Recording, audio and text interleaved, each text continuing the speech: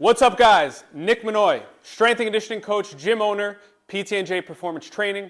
How you doing? Creator of GetGolfStronGYM. What I want to talk about today is the hips. We're going to assess the hips, test the hips, bring them through a bunch of different ranges of motion so you can find out exactly where you are, where you're limited, and then apply that information to your golf game or your golf swing. And we're going to do all this through the lens of strength and conditioning or exercise. We're going to use exercise as the tool to improve your body and ultimately improve your golf game.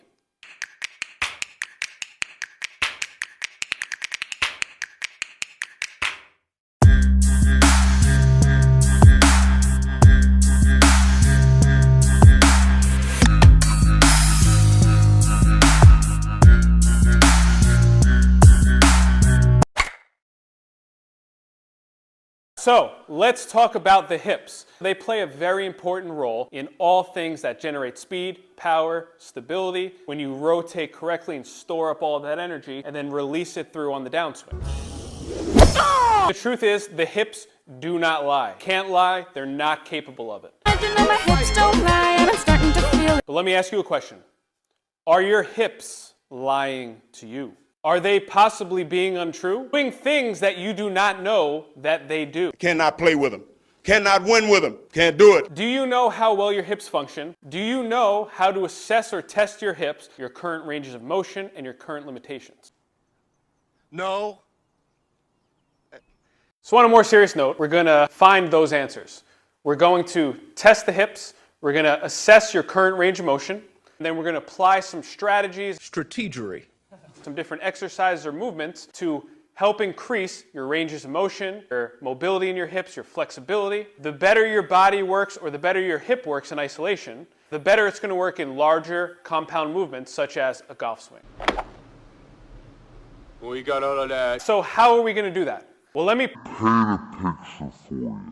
Let's have some fun. Let's get crazy here. So I want you to think about if you're in the market for a new car. You go down to the dealership and you take that car for a test drive. You want to get a good idea or a good sense of what that car is capable of doing. How the car drives, how the car turns, how the brakes work, how it accelerates. I'm going fast again! You want to get a good, wide lens view of exactly how that car functions. So we want to take that same concept and we want to apply that to the hip.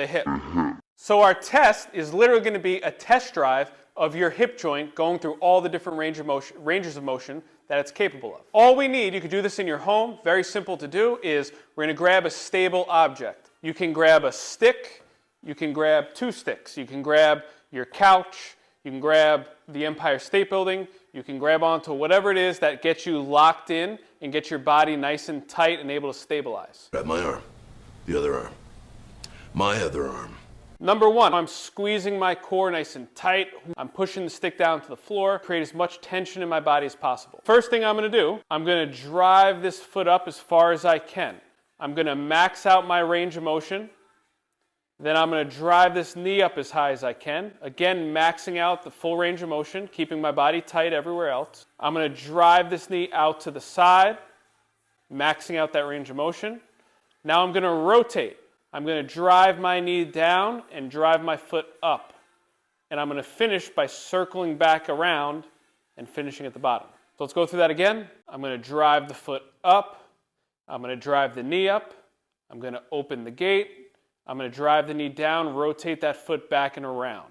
So that's taking my hip now through all different ranges of motion that it's capable of. Basically a full test drive of the hip and the range of motion that I have. What we can't do. Can't do it. You can't compensate with the rest of your body. We want to only work out of this hip joint. We want to isolate the movement to only working out of the hip joint. Meaning, if you're here and you start to bend in order to do this to help out, if I want to drive my knee up, I have to lift my body higher to get more range of motion. No! No! I go out to the side, I turn my hips to the side. Wrong. When I rotate, I start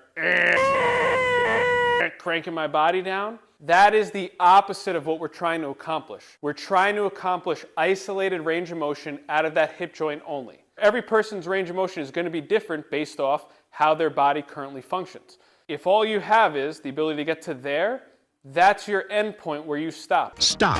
Wherever your maximum range of motion is until your body starts to compensate, that's your end point. Maybe it's just to here, maybe it's just to there, and then you crank back, rotate from there.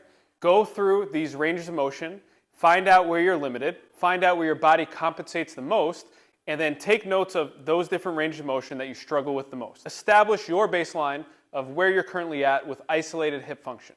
So what do we do now? The good news is it's very simple. We're going to take the same drill we used as the assessment and we're going to use that as the exercise. So what you want to do is build up repetitions over the next couple weeks and months of doing the same exercise, going through these same ranges of motion and increasing what your body is currently capable of doing.